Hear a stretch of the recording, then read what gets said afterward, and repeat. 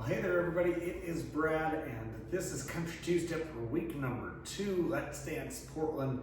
Sorry for the delay on this one with Let's Dance weekend. Things went a little chaotic, but we are here. We are ready to talk about Country Two-Step. So we talked about frame and connection for the leaders. That's going to be that you're going to take the right hand, you're going to get that back up right behind the shoulder blade back in there. You're going to keep your hands together and not wide, not using claws. You're going to keep that nice and flat right up against. The follow is you're going to pull the follow in with that hand, and that hand is going to be essentially kind of the steering wheel for the car that you're driving, right? And then so for the follows, what you're going to do is you're going to be here, and then you're going to press up against the leader's biceps here. And so that's what you're going to do, is you're going to press up against there, and you're going to kind of push them away a little bit, right? Just a little bit. We're talking 3 to 5 pounds worth of pressure here, okay? That also keeps this nice space in between you, and then your other hand will be up here between usually your chin and your nose, kind of up in this area here, not super far or wide out. So if we're here, we're going to keep it nice and in and close. Now, when we're here to engage in this, we're going to use some different muscles to engage. We talk kind of about the lats, but we're also talking about a muscle group right up here in between your shoulder and your spine. And we want to kind of engage from right up in there. Those are the muscles that we're going to kind of want to engage in here, because you can move your arms around with those muscles back in here engaged in this frame. So try to keep that in. That's a Stephen White concept, and he taught that this weekend in the intensives, the intermediate and the advanced intensives. So we want to keep with that concept, because it does allow for more flexibility and movement within the arms without things totally being locked out. So you're kind of rolling, the idea of kind of rolling and engaging your shoulders as you roll these hands out this way. You can feel that it kind of engages right back up in here. So we want to make sure to engage back in there. So you're here, follows are here, like this, and then leaders, you're going to be here, or here, or here with your frame. Remember, the rhythm pattern is quick, quick, slow, slow. Leaders, you'll start with your left foot. Follows, you'll start with your right foot.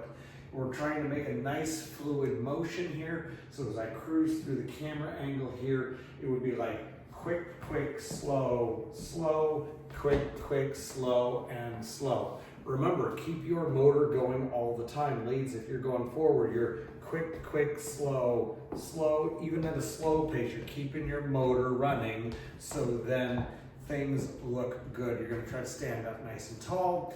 Leaders, you're going to try not to keep timing in your hips.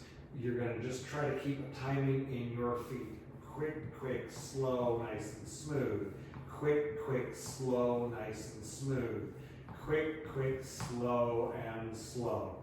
Okay? Follows. You're going to be reaching backwards, and as you're reaching backwards, you're going to be reaching with your right foot, and you're going to be moving that right foot, and then you're going to be rolling on that right foot, and then you're going to be pushing off, going backwards, and then pushing off, going backwards. So we're going to be looking, and it's going to be back, roll, push, back, roll, push, back, roll, push, back, roll, push. Okay, that's going to be a nice way to roll through your feet. So it will go quick, quick, slow, slow, quick, quick, slow, and slow. So in today's lesson, when we taught this last Thursday, what we taught is the leaders to move the follow over, so that it would look like this. Quick, quick, slow, move them over. Okay, that right foot is going to be turned out. When the right foot's turned out, and then you put weight on it. When the right foot is turned out, and then you roll weight onto it, it causes your chest to move over. No weight on the right foot, foot's turned out, it causes you to rotate. That's beautiful because it starts from the foundation on up. So keep that idea in play as you turn them out. So it would go like this. Quick, I better start with the correct foot. Quick, quick, slow, move them over. And it creates this rotation, okay?